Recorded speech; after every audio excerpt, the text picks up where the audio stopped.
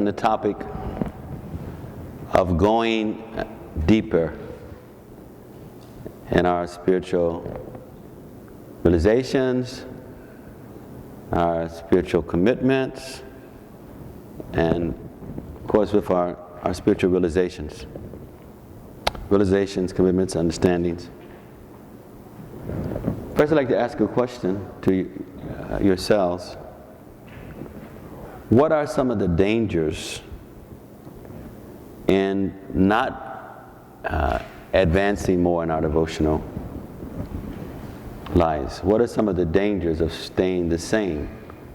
What are some of the dangers of not going deeper? Okay. So all of these things, when we are not advancing, Maya doesn't stop and wait for us to become stronger again. Maya doesn't consider temptation. Maya doesn't consider illusion. Doesn't consider, well, this person is not prepared, and so I will not bother them. But it's practically the opposite. The nature of Maya's attacks is to attack us where we're most vulnerable.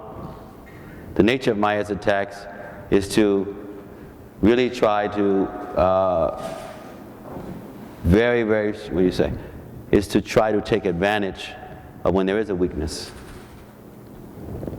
And as you were saying, if we don't advance, we become apathetic, we can bloop, we lose faith, we scapegoat, you go on, so many different things.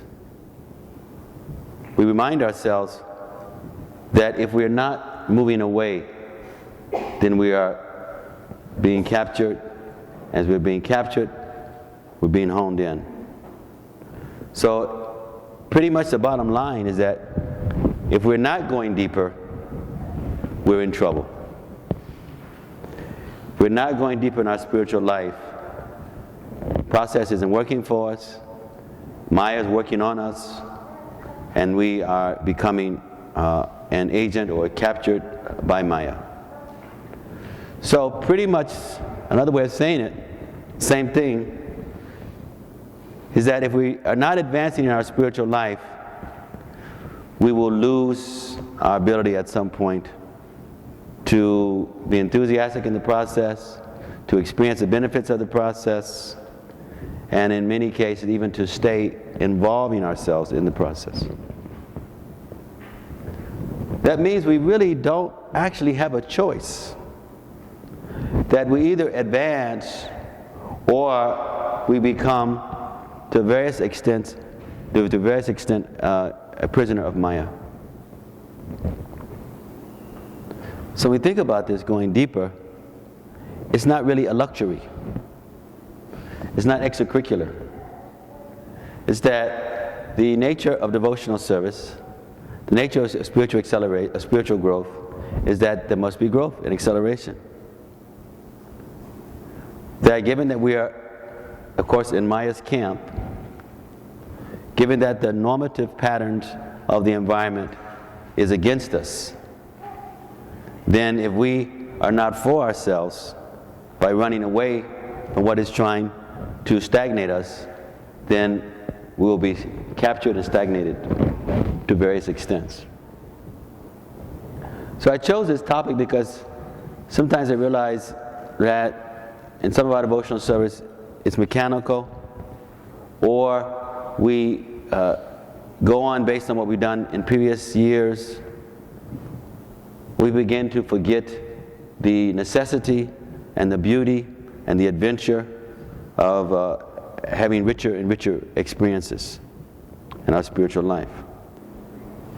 Srila Prabhupada, I read a quote here, where he's talking about boiling the milk, meaning getting to the more essence, pushing aside that which is superfluous or not relevant, and diving for the nectar. And there were times when he made statements like, now no more need for building temples, but to start reading rooms or preaching centers. And there were times when he discussed about the difficulty in making so many disciples, so many devotees, but a need to focus more on quality. And basically always his mindset was focusing more on quality than quantity. Here's a letter written to Hansa Duda in June 22nd, 1972 in Los Angeles. Prabhupada writes, "Now we have got so many students and so many temples, but I am fearful that if we expand too much, in this way we shall become weakened and gradually the whole thing will become lost. Just like milk, we may thin it more and more with water for cheating the customer. But in the end, it will cease to be any longer milk. Better to boil the milk now very vigorously and make it thick and sweet. That is the best process. So let us concentrate on training our devotees very thoroughly in the knowledge of Krishna consciousness from our books, from tapes, by discussing always, and in so many ways instruct them in the right propositions." So here Prabhupada is emphasizing about having devotees and gathering them for different services, but to make sure that they're sufficiently properly engaged, not just to have so many bodies, so many people. Also he's emphasizing about quality, going deeper with the genuine experience, becoming more Krishna conscious. Now, when we look at going deeper, we look at what are some of the ways how we can do that. What are some of the things that interferes with such? It's like the other day I was having a discussion with a devotee here, and we were mentioning how the nature of the Gita Nagari environment, nature of a Sabic environment, is that it brings out whatever qualities are there, overt as well as covert. And it causes one's mind to be much more right in front of them.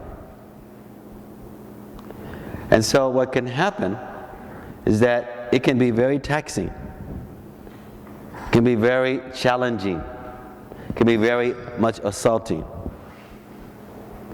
But at the same time, it is best environment because it causes us not to hide so much as we can when there's a lot of ignorance and passion in the environment.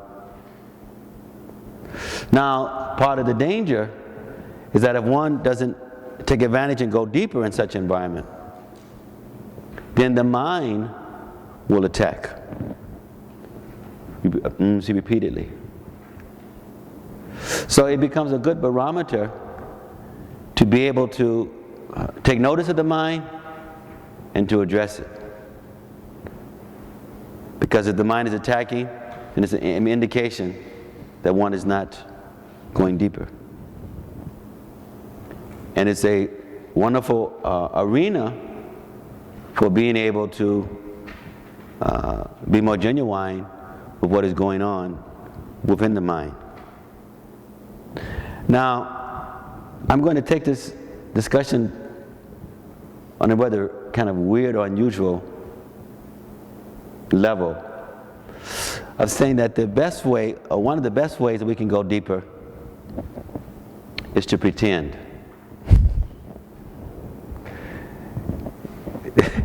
This may go against every basic thing that we usually understand about devotional service and what you've heard in all the self-help books and self-help human potential workshops in terms of the importance of being authentic. First, we remind ourselves that all of our difficulties have to do with our pretending. Every difficulty we have in the mind has to do with our unhealthy pretending. And every attempt that we have, an achievement that we have in getting out of difficulties with our mind has to do with healthy pretending, or with use the example of using a thorn to get out of thorn. Let me look at that for a minute.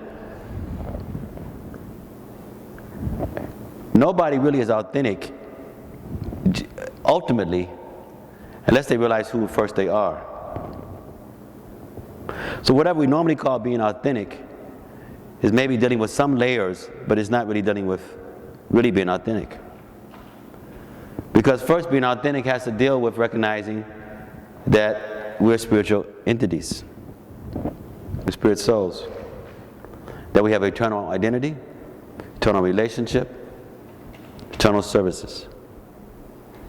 So really, authenticness, if there's such a word, authenticity means recognizing, accepting, and operating on the platform of Satchidananda Vigraha. That Sat, we know that we are eternal, that we are ultimately possessing full, total knowledge, and that we are Nanda, that we are ultimately in the highest state of happiness, love, bliss, and satisfaction. So everything that we do in these bodies, lifetime after lifetime, under the different modes of material nature, has to do with our pretending that we're different from what we really are, and accepting it. So we pretend that Krishna is always watching us, because he is. We pretend that we are loved in the most profound way, and we think that, and we accept those thoughts, and we pretend and act in the spirit that we are most loved by the Most Highest. We pretend that we are in Vrindavan. We pretend that we are most protected, most thought about, most appreciated. Just as if somebody walks into the room, the temple, your house, into your office, wherever, if you pretend that that person who's just come in is the most loving person, loves you, you love them, it has a total difference. It has a total powerful effect in how you act toward that person. So this may sound strange, but imagine if you have millions and millions of people and they're all pretending to be most affectionate toward each other. Imagine the power. I'm not just talking about just a mental reflection, but they're pretending and that they're thinking and they're speaking and they're acting that way. Even though it hasn't become fully realized, but they are speaking, thinking, and acting in that pretense. How powerful it becomes, because it becomes soon a reality. When the devotee asked Srila Prabhupada about offering obeisances, when you offer your obeisance, you're humbling yourself, you're prostrating, you're honoring the existence, super soul in someone, you're honoring that person's presence. The devotee is asking, but what if I do not feel it? Isn't it artificial, hypocritical for me to do such? And Srila Prabhupada encouraged, no, do it. Because as you do the right thing, it also helps you to develop the right consciousness. So in one sense, Prabhupada is saying, you pretend then that you have the greatest respect and appreciation for that person, and you do the actions that correspond with accepting that you have that way of thinking. And then the impact will set in, because that is the real nature of the individuals, is that Oneself is loved and an agent of Krishna, part and parcel of God, and the individual or the object is also a part and parcel of Krishna. As we move about and we pretend that we're always in association with the deities, with Radha Damodar. We pretend that as we are moving about, that we are ultimately in the spiritual realm, engaged in all kinds of amazing relationships with the Lord. This is actually Manaseva. This is actually the higher expressions of absorbing the mind, where one gradually comes to the point of full ongoing experience. Of course, this is delicate, it must be guided, but this is the basic connection of not allowing the mind to go outside where it is pretending in an unhealthy way, but reconditioning or aligning the mind so that its actions, it allows the actions to begin to unfold what the real experiences in fact are. So let us remind ourselves the significance of why it is imperative to go deeper or to die. To go deeper or we commit spiritual suicide. And then we're bringing up this interesting conception that really to go deeper, one of the major ways is simply to pretend. That we have pretended while we're in all of this mental mess. We're pretending that we're angry, we accept those thoughts, we act upon it. We're pretending lusty, we're pretending greed, we're pretending enviousness, we're pretending fear, we're pretending loneliness, because the nature of our real authentic self, we're helping us to look at the fact that what we normally call being authentic is just another charade. We have pretended lifetime after lifetime, year after year, and we've been such excellent actors, and we respond and we go on, suffering because of unhealthy pretension. And we have to counteract how much we have conditioned ourselves in an unhealthy way by now being able to uncover the negative coverings or the dramas that we have engaged in, and now preparing ourselves for being really authentic. It's a problem because we are such good actors and we've accepted so much limitations that it has encased our whole consciousness, and we've made something very simple, very, very complex by how we so expertly pretend. So we said, imagine what it's like if millions of people are pretending that they love each other, care for each other, and so they're thinking that way, they're speaking, and they're acting that way. Even though it may not be mature, they're speaking, thinking, acting, so after a while it becomes that way. When Prabhupada said, if you don't feel like offering a basis, you offer anyway, that's not artificial. It's that you have pretended so much that you are not loving, that you are not caring for people. You've accepted that. You've pretended so much that other people are your enemies, and therefore you minimize that they are spiritual entities. Ultimately, you are ultimately a spiritual entity. So now you counteract that by acting actively different until the transition sets where one is acting in a normal state. Look at this closer. We look at thoughts, emotions, or moods, perceptions and karma, feelings, and accessing the present moment. Let's move to this real quick.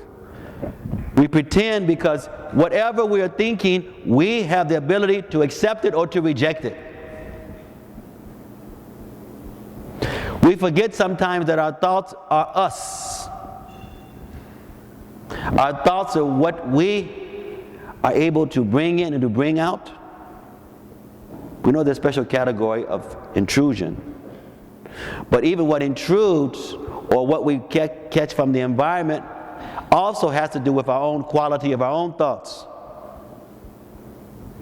And so we have within us the ability to honor something, to accept it, to hold on to it,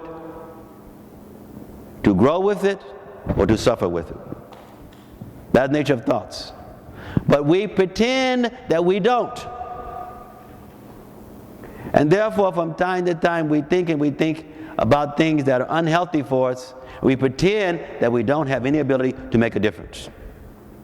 So we pretend that we've acted so nicely with that, we convince ourselves. As we keep thinking in negative or unhealthy ways, it creates moods. We've all have periods when we're thinking positively. We have high moods and we have low moods. We should never do things that are most important or very important while we're in a low mood, because it is going to have an influence in the outcome of what we do. Because in a low mood, we're not at our best. We're not really authentic. A low mood means that what? Now we are having certain type of feeling. We'll come to that later. But a low mood means that the level or what we're pretending is unhealthy. And it's now caused us to be in a low ebb. We have, as we focus more on what thoughts are, on what moods, realizing that just like seasonal changes, that seasons come and they go, and moods come and they go. But often we pretend that they don't go. We pretend and accept that present situation that we're experiencing, low ebb, is the totality or the essence of our existence, essence of our identity. And then we get stuck and caught. We also forget that everyone has their separate or individual karma. Everyone has their separate realities or perceptions. And that's okay, because that is part of the life of the variegatedness, and that is part of Krishna ultimately arranging based on karma. And so it's never that everyone is going to see and experience the same thing in the same way. So sometimes our mental disturbance is that we are trying to control and determine how people perceive and act, as if they're all supposed to see and act the same way that we are codifying and identifying and relating to things. A lecture on September 14th, 1969 in London. Here Prabhupada talks about surrendering and getting relief, but also about karmic influences. We're speaking like this like it's very easy, because it is. But at the same time, there's the karmic factors that can make it difficult or make it seem to be difficult. Quote, as soon as you become free from all these designations, manufacturing process of the mind and the intellect, and fully engaged in Krishna's service, therefore, we require to be trained in the service of Krishna under the guidance of representatives of Krishna training in this way. When we are fully trained, we shall reach that stage, that I am protected by Krishna. Prabhupada is saying, so as soon as we are through with the mental, intellectual pretending, and the attachments, and the illusions, and able to reach fully more toward service and surrender to Krishna, he says, then, quote again, Krishna gives you assurance. Aham tvam savapapebhyo mokshi samimasu jahai. I shall give you liberation from all sorts of sinful reactions of your life. Other Prabhupada saying, Krishna is making the proclamation, you do this way, then I will do this. Then immediately I will come to Krishna. I will come to Krishna. Of course, it does not mean that anyone comes to Krishna or Krishna's representatives, he has finished all the reactions of his part of sinful activities. That is not possible. Everyone is full with the results of his past sinful activities. Here in the material world, whatever you do, it is more or less all sinful activities. So therefore, our life is always full with sinful activities. So when you surrender to Krishna through his transparent via media, not that immediately your sinful activities are stopped, but because you surrender to the Supreme, He absorbs your sinful activities. He makes you free. But you should be conscious that I shall not commit any more.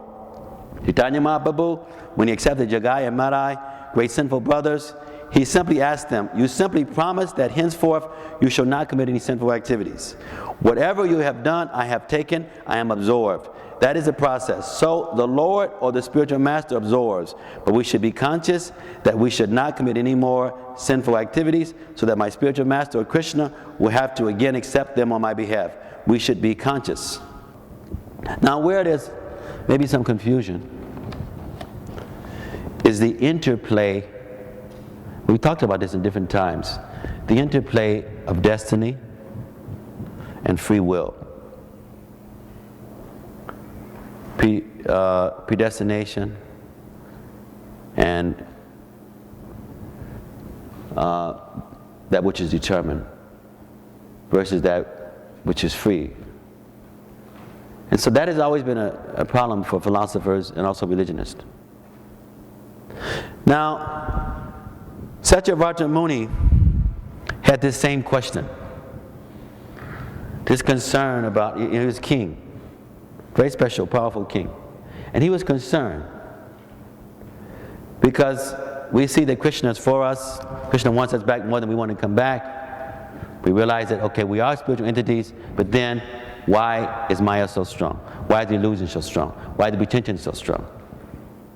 Why is that when we even seem to want to think differently, that it is so difficult, seemingly? What is it? Where is the free will aspect? And where is the karma or predestination? So Satyavrat Muni explains, he's asked this question, and Matsya, incarnation of Krishna, answers him. This is a discussion in the Matsya Purana. And in the Matsya Purana, Matsya has explained this, and he gives the example of like a farmer, talking about three different elements. A farmer planting crops. And so his explanation is that the farmer planting is the effort, and the rain is the fate. And so he says, when a farmer plants, effort is important. The farmer is to plant. But the farmer planting is only one aspect. Now, the fate is, does it rain or not? Is the weather sufficient for what the farmer has done to be able to grow in a healthy way? If the farmer doesn't plant, there's no question of rain or not rain, or good weather or not weather. The crops will not plant it and will not grow.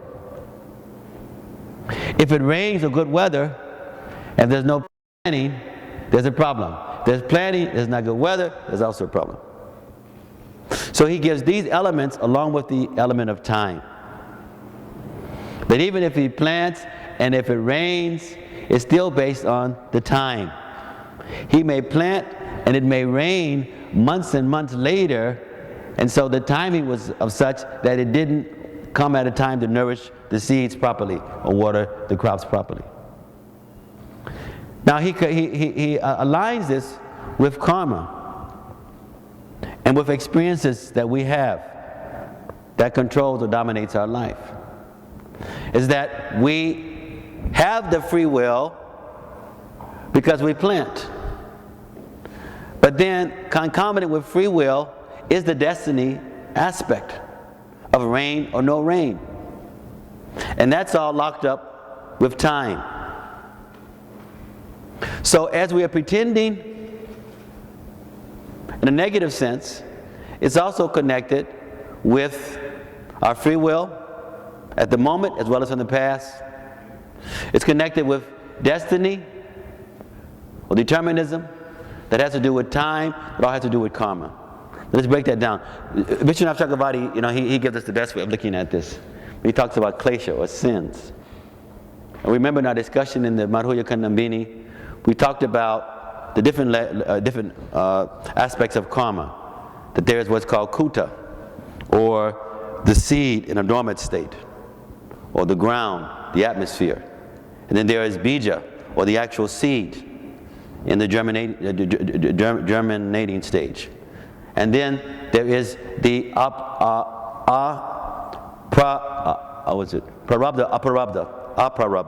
or the unmanifested, and then the prarabdha, manifested state. So let's go over that again. So we have the seed, or the karma. So we have an environment where the seed is dormant. And now we have an environment where the seed is active. And so the sin, or the karma aspect, and then we have where there's the unmanifested karma. It's around the corner. And then that which is manifested. Or the unmanifested sin, and then the sin that is manifested. Or the inauspicious thing that's around the corner that now has manifested. So now, all of this has to do with the time factor. That something is in a dormant state, but it's there. The environment is there. Like the farmer planting. So the ground, before he plants the seed, there's a certain kind of quality of ground that's going to have a bearing on the experience that the seed is going to have. Now he plants the seed, and after planting the seed, based on his effort, now he's dealing with the destiny, of whether the rain is there. But the destiny is also in connection with the planting, has to do with the ground, or the environment, the atmosphere that is all being done in. And now the harvesting of the crops has to do with that which is already manifested, and some crops are there that have not been harvested yet. And so all of this has to do with the living entity. Another example that we shared some time back is about a man falling in a well. And so he falls in the well and he's screaming out, help me, help me. And so his effort is there and he's screaming out, trying to somehow to draw attention. Person comes by the well, they throw the rope in. That's the mercy we talked about, effort and mercy. But now the rope has been thrown in. At some point in time, somebody hears, comes by, and they throw the rope in. Now with effort, he grabs hold to the rope. Now the time factor determines whether he releases the rope, whether he holds on to it. Going deeper means that the karma is there, the effort is there, we grab the rope, but we keep holding on as we get pulled up, and we go deeper and deeper, or in this case, we're going out of the well. The tendency is that sometimes we make the effort, we call out, with grace, with mercy, with faith, the rope is thrown in, we hold on to it for a while, we don't like or feel comfortable with what's going on up there pulling us, or what we're reflecting on based on what's going on through the mind, and we get into a bogotiaga, we get into lack of faith, or we get into a mood of pretending that we're not being helped, and then we let go, or we do not keep bringing ourselves up. And so then what happens is that we sometimes get dropped back down, or we lose the grip and we fall back, or we stay in a stagnant position wondering what to do, and we stay stagnant because of the tension and because of the precariousness of the environment. After a while we start sliding. Because of the difficulty in holding on, we're not pulling up. After a while we start what? As we'll go back earlier, if we're not advancing, we are stagnant and we're gradually getting pulled down. We don't have a choice. The person is in the well. If they don't pull and keep holding and keep moving, then even though there was some initial effort and there was a call out and reciprocation happened based on karma, based on mercy, they will not be able to get the full actualization of the mercy, of the help, and of the karma that brought them to that situation. And so the elements is effort, fate, and time. Planning is there, and now there is the planning is the effort, and the fate or the rain is the fate, the weather, and now the time factor. And the karma, parabdha, aparabdha karma, manifested karma. So that means sometimes we are strong in a good mood because we had good thoughts, good effort, and we're getting some benefits from some previous karma. And then other times, our thoughts were not healthy, and the moods are unhealthy, And often we are receiving some of the reactions from karma from previous. Sometimes, presently, we are struggling. And we're thinking bad thoughts, so we're going to struggle more. Sometimes, presently, we're struggling, we're thinking good thoughts. Then we will have a different change in our lives, because those present thoughts will take us out of it, and also some healthy karma from the past will come and will meet the good present thoughts. When we keep reminding ourselves who we really are, then we're able to move through these intervals where we're either experiencing difficulty based on unhealthy thoughts from the past, unhealthy actions from the past, or temporary poor mood at that time. The other converse of that is that presently we're doing nice. And then we start taking things for granted. And now later, some of the unhealthy thoughts from the past, unhealthy actions from the past come and meet us while we were thinking positively at the present. Some of these other things meet us, and because we're not going deeper, then those present things shifts our mood. And so at any given time, there is the planting of the seed, there's the effort, along with the grace, along with the karma. What happens to us is a combination of what we desire and what we deserve. Everything that happens to every person has to do with a combination of what we desire and what we deserve. What we desire has to do with what we're pretending or how we're thinking, and how the Lord in the heart is reciprocating. What we deserve is going on with the Lord in the heart reciprocating based on our present and our past and our thoughts for the future. Hope it doesn't sound complicated. It goes back to the same theme. The mind, sankalpa vikalpa, accepting and rejecting. What we are accepting in the present, what we accepted in the past, is producing our futures. It has to do with what we're desiring and also what we deserve. This is why sometimes spiritualists are extremely compassionate, extremely loving. Sometimes they seem to be extremely harsh or insensitive. Because they have so much faith in Krishna, they realize Krishna does not make any mistakes. And therefore, he realized that Krishna has given us free will and is always loving us. And so what is happening to every person has to do with something about our aggregate desires and what we deserve. As we go deeper in our realization, deeper in our Krishna consciousness, we begin to realize that whatever happens to any one of us has to do with our desires adding up and also what we deserve. Which has to do with what way we are pretending.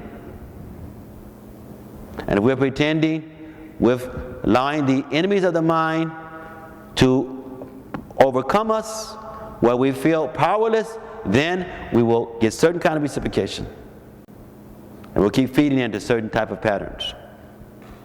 And where we are realizing how much we have expertly pretend, that it's very difficult to get out of that. And so now we get out of that by pretending differently, the opposite, by taking a thorn to get a thorn out. Then gradually the real authentic personality, realization experiences come forth. And where we don't, we pretend ourselves into one suffering after another suffering, and it is our fault. It is not the environment's fault. It is our fault because we have the ability to make choices every moment in the past as well as in the present. Then we say, well, but what about the fate? Is that yes, we do not come with an empty package, empty slate.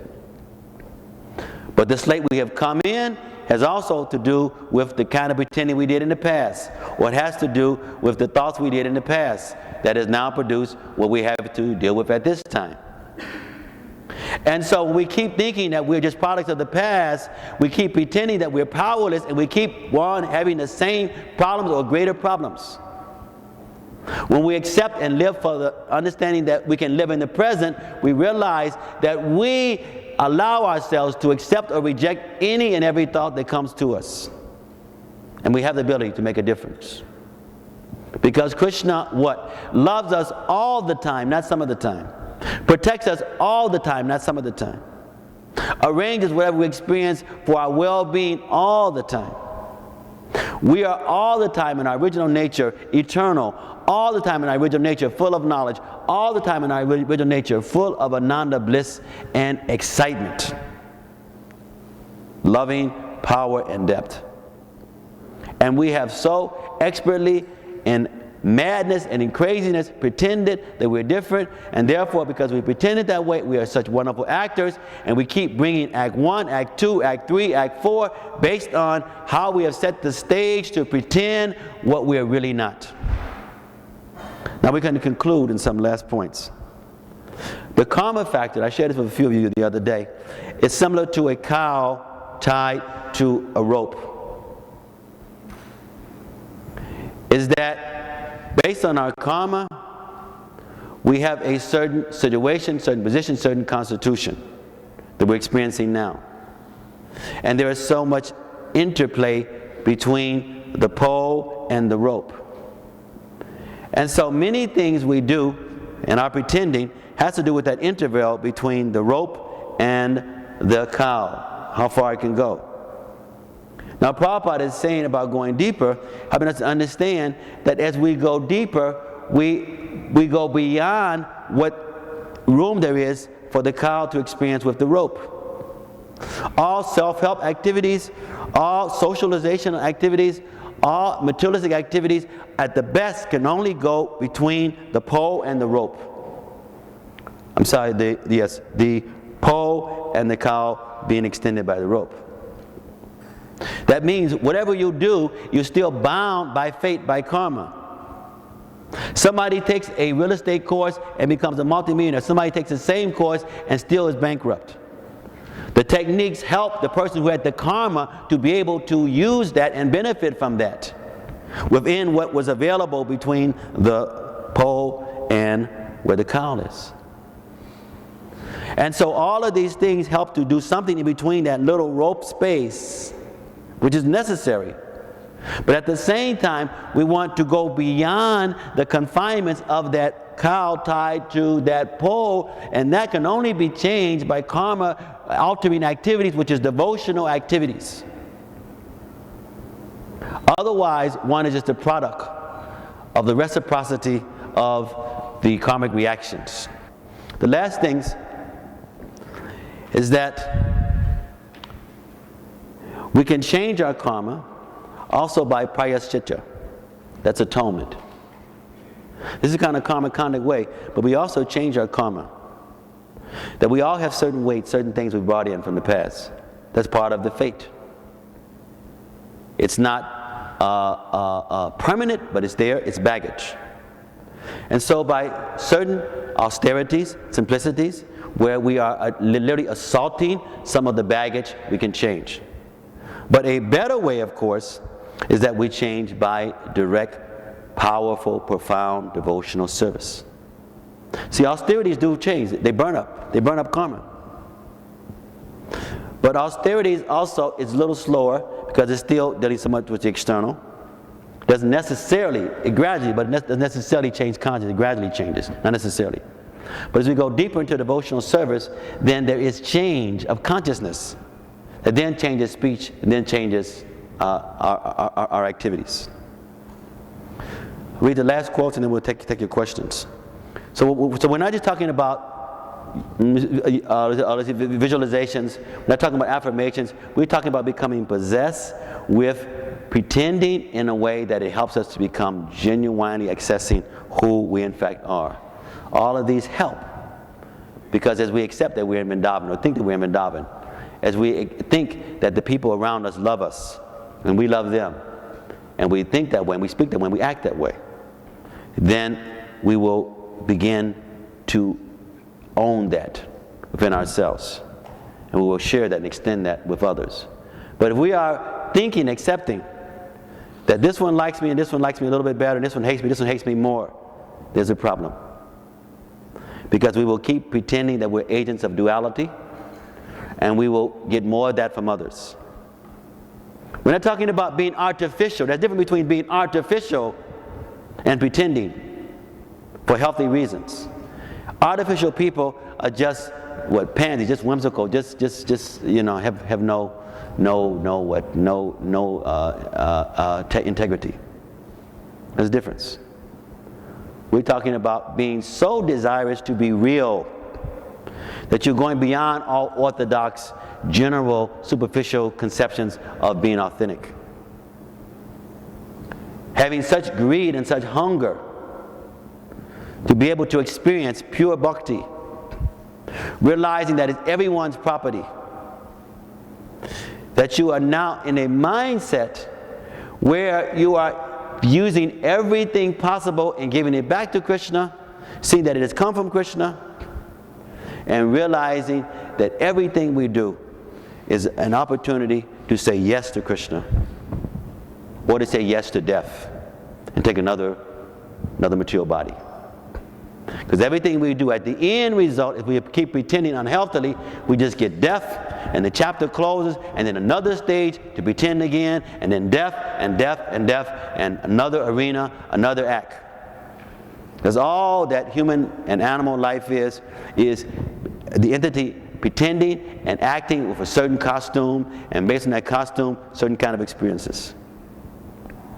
And now we're saying, let's get off that stage and really accept and embrace who we are as eternal entities, not just going through different dramas or nightmares and making adjustments based on the nightmare, but getting out of the situation once and for all. Let me read this last quote. This is from Rath Yatra lecture, July 1st, 1971 in Los Angeles. This is emphasizing being more serious. So one side, you should chant always the Hare Krishna mantra so that you may not fall down. Just like when we are chanting poor rounds or chanting thinking the mantra is not powerful, we're pretending that this mantra is not connecting with Krishna. We're pretending that this mantra is not giving us connection with the spiritual world. Gola Kera Prema Dana Harinama Sankirtan. We're pretending that it's just a matter of repeating another sound or a matter of getting the rounds out of the way, and it's not giving us Krishna's ear and giving us connection with the resonance of the spiritual world. So Prabhupada is first emphasizing this chanting. So often everything starts and comes back to the quality of chanting and recognizing what we're really doing when we're calling Krishna's name. When we're chanting the Lord's name, our mind and our devotional activities and service all comes to meet the mantra. And so if our mind has been going into hell, and if our activities have been whimsical, then when we call the mantra, we're not meeting it with very much, even though it has a potency to reveal everything to us. And so we are pretending that the mantra is not that powerful, it will not have the effect.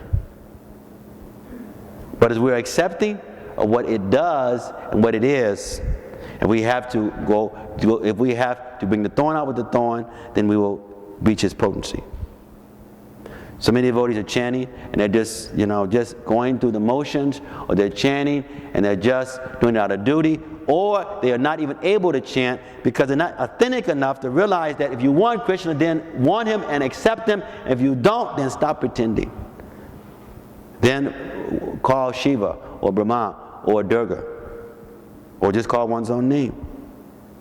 And so as we are not accepting Krishna, pretending that He's not what He really is, then we bring the thoughts that keep producing such, the moods that keep producing such, and we have the feelings that go along with that, and we miss the moment of having this chance today to be able to connect with Krishna. We're talking about going deeper, because if we don't go deeper, we will fall down. It's inevitable. If we don't go deeper, we will fall down. And if we haven't been going deeper, we're already falling. And at some point, we're going to get so fallen that we're not going to be able to pull ourselves up. At some point we become so fallen that we pretended to such an extent that our craziness cannot be transcended in this lifetime for us, because we refuse to accept that it can. And we will make that happen. We will make our body, our soul go into another body where we take on another drama, where we feel that I have to have another stage in order to be able to somehow to get out of this artificial acting. Some people, that's the only way. Some people, that take another body. If they're not careful, they'll do the same thing in the next body that they've done in so many other bodies. This is why at the end of Kali Yuga, Kalki just comes and just kills everybody.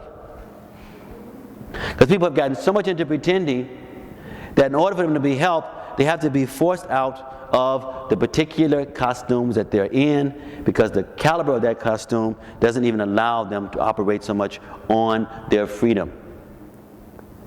They've accepted that incarceration to such an extent that's become so much a part of their whole existence that only help for them now is just to force them out into another body where they can pretend a little less in a negative way. And this is why the spiritual master is piercing as much as loving, because the piercing is also the love.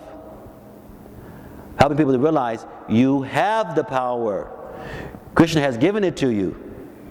If you don't use it, then it is your issue of constantly denying Krishna's love and Krishna's concern. So therefore his duty is not to help you to think that yatamata tatapada, that it's okay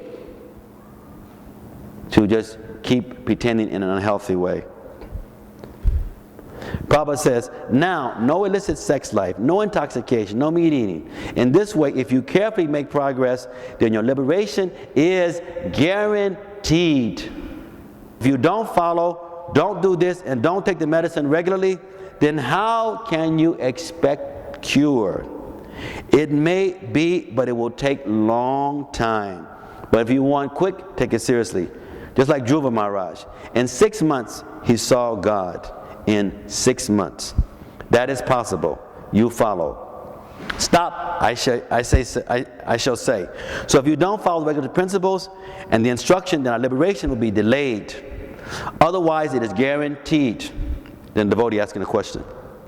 How do you develop this seriousness if you find that you're always frivolous? Then Prabhupada speaking. Seriousness, if you become serious, then you develop seriousness. If you are fickle, then how can you develop seriousness? Therefore, the injunction is Yasha Prasadam Bhagavad Prasadam. You should be very serious to abide by the orders of the spiritual master, then you are serious. If you think the spiritual master is a man like me, why should I follow his instructions so strictly? Then you are not serious. Then what is the use of your being initiated? So, we're in here. What we looked at today is the power of going deeper. And in going deeper, we address that we can go deeper. One of the major ways is to pretend. We have acted ourselves into improper